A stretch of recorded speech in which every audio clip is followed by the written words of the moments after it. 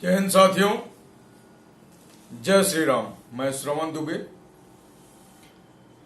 कल से घटना सुर्खियां बनी हुई है सोशल मीडिया की, और वामपंथी गैंग छाती कूट रहे कल से। तो मुझे लगा कि मुझे भी इस पे कुछ बोलना चाहिए। और जब मैं घटना की तहकीकात कर रहा था तो मेरे सामने ये बात आई कि जो घटना क्रम बताया जा रहा है सोशल मीडिया पे वो तो बिल्कुल ही उल्टा है। तो मुझे लगा नहीं, इससे कोई फर्क नहीं पड़ता कि मुझे 4 ही आदमी सुनते हो, लेकिन उन 4 आदमी को भी सच्चाई बताना जरूरी है। हो सकता है किसी के फॉलोअर्स मिलियंस में हो, 40 लाख सुनते हो रवीश कुमार टाइप को, क्योंकि जब आप नेगेटिव बोलते हैं, देश के खिलाफ बोलते हैं, जब आपके सुनने वाले पाकिस्तान में बहुत सारे होते हैं तो आपका व्यूअरशिप भी ज्यादा होता है।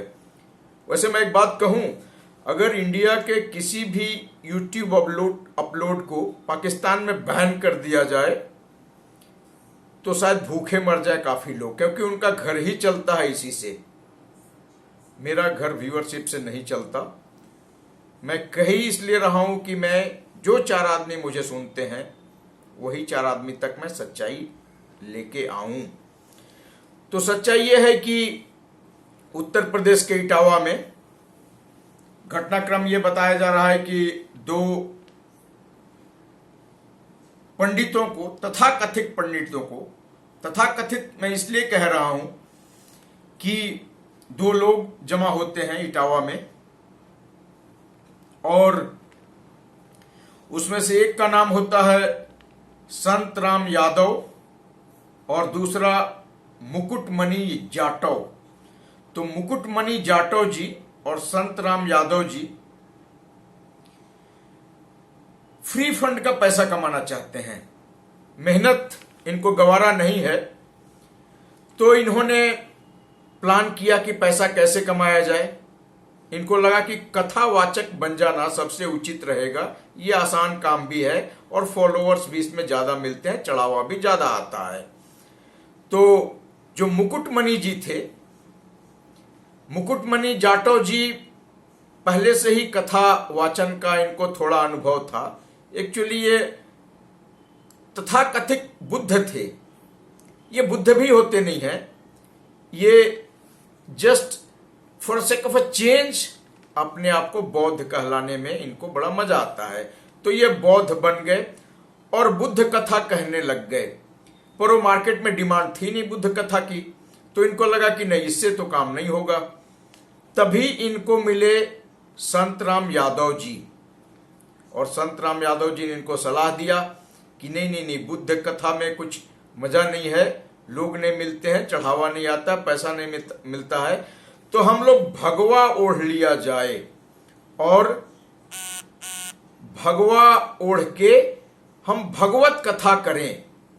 तो इन्होंने भगवा चोला ओढ़ा और भगवत कथा करने का प्रयास करने लग गए। फिर इनको लगा कि भगवत कथा जब हम करेंगे तो ब्राह्मण कथावाचकों की डिमांड मार्केट में ज्यादा है। तो फिर इन्होंने ब्राह्मण का भी चोला ओढ़ लिया। जो मुकुटमणि जाटव जी थे वो बन गए मुकुटमणि अग्निहोत्री, शास्त्री मुकुटमणि अग्निहोत्री। वो नाम का उन्होंने आधार कार्ड बनवाया, पर्चे बनवाए। और जो संतराम यादव जी थे वो बन गए संतराम तिवारी।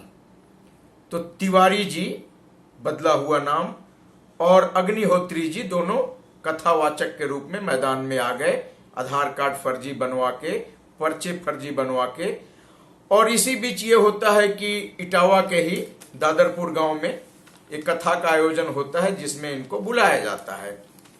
तो दोनों अपने चेले चपाटे सहित ताम झाम लेके, पौवा सौवा सब लेके, क्योंकि जो मूल काम था ये तो छोड़ नहीं सकते थे।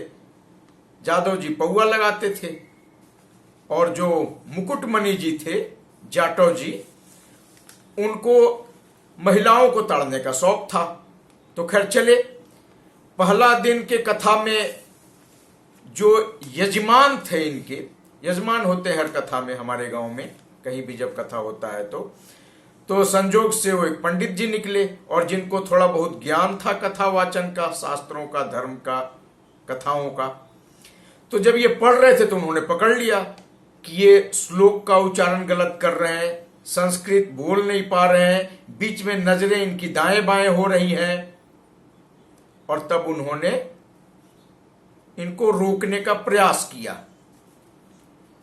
पहला दिन तो जैसे तैसे इन्होंने निकाल दिया, दूसरा दिन फिर ये आए उसी मदहोशी में, गलत कथा वाचन, गलत प्रसंग, गलत उच्चारण। तो लोगों ने जब इनको पकड़ा तो इनसे पूछताछ की, और जब पूछताछ की तो इनका गोत्र पूछा, क्योंकि नाम ये ब्राह्मण बता के आए थे। तो इनका गोत्र पूछा, विश्वा पूछा, सब पूछा। तो न ये 3 में निकले, न 13 में निकले, न गौर गौतम सांडिल्य निकले, न और 13 में भी नहीं निकले। तब इन्होंने, जब लोगों ने सख्ती करके पूछा, क्योंकि कथा वाचन इनके बस का था नहीं और ये कथा वाचन कर भी नहीं पा रहे थे, पकड़े गए। तो जब पूछा तो इन्होंने बताया। संत राम जी बोले कि मेरा नाम संत राम यादव है, और मुकुटमणि जी बोले कि मेरा नाम मुकुटमणि जाटव है। और जो इनकी हरकतें थी, बेसिकली इनकी हरकतों से ही पकड़ में आए थे ये। तो लोगों ने जब इनको देखा, इनका सामान वामान चेक किया, तो बड़े संदेहास्पद लगे और इन्होंने इनको कूट दिया। अब उस कूट देने के दौरान और क्या क्या हुई सारी जानकारी नहीं है मुझे, पर जब कूटा तो बुरी तरह कूट दिया। इसके बाद पुलिस भी आई, जिन लोगों ने कूटा था उनको पकड़ के ले गई और ये दोनों को भी ले गई। अब सवाल ये नहीं है कि कथा वाचन कौन कर सकता है या कौन नहीं कर सकता है। जिस किसी को भी शास्त्रों का ज्ञान हो, धर्म का ज्ञान हो, वो कथा वाचन कर सकता है, कर रहा है।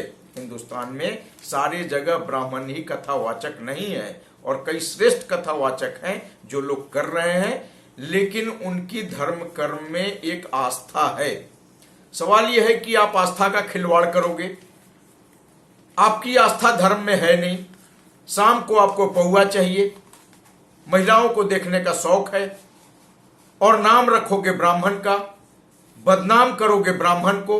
अगर पौआ पकड़ा गया तो ये न्यूज जाएगा कि एक ब्राह्मण जो कथा वाचन करता था उसके पास पौआ पकड़ा गया, वो महिलाओं को ताड़ता था। ये गलत है।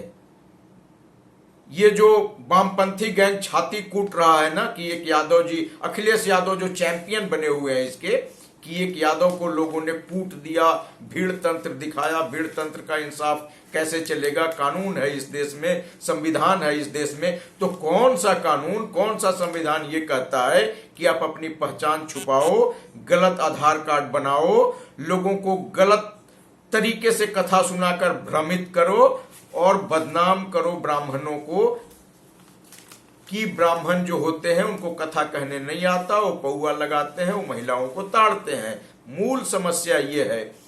तो मूल समस्याओं में गए बिना सिर्फ नाम के आधार पे और फिर से बदनाम करना एक विशेष जाति को, ये गलत है। ये आस्था का मजाक उड़ाना है, ये पाखंड है और गलत ये है। और जो लोग होते हैं पढ़े लिखे, कई बारी पहले वो एक लाइन पे सोच लेते हैं और अपने सोच के हिसाब से लॉजिक क्रिएट करते हैं। तो ये जो चल रहा है सोशल मीडिया पे कि ब्राह्मणों ने पीट दिया एक दलित को, एक जाटव को, एक यादव को। पहले तो ये क्लियर कर दूं कि जो दादरपुर गांव है जहां पे कथा हो रही थी इटावा में, वो ब्राह्मण बाहुल्य गांव है भी नहीं। और वैसे भी ये कथा अगर कहीं और भी हो रहा होता जहां पे एक भी ब्राह्मण श्रोता न होता, फिर भी अगर ये गलत कहते और कोई आदमी जानकार होता शास्त्रों का, कथाओं का, तो इनको पकड़ लेता, तो इनकी यही गति होती और यही गति होनी चाहिए। जो लोग पाखंड करते हैं समाज में, जो धोखा देते हैं, जो धुरतई करते हैं, जो दारू पीते हैं और फिर कथा वाचन का ढोंग करते हैं, उनकी नियति यही होनी चाहिए। तो आपका क्या विचार है इस पे कहें। जो गलत है वो गलत है, जिन्होंने पीटा है उनको सजा मिलेगी, बट जिन्होंने ये धुरतई की है और जो लोग इस धुरतई का बचाव कर रहे हैं उनका क्या? हमारी नजर में वो भी उतने ही गलत हैं। सोचिएगा। धन्यवाद। साथियों फीडबैक दीजिएगा। जय श्री राम, जय हिंद, जय भारत, जय हिंदू धर्म। नमस्कार, धन्यवाद।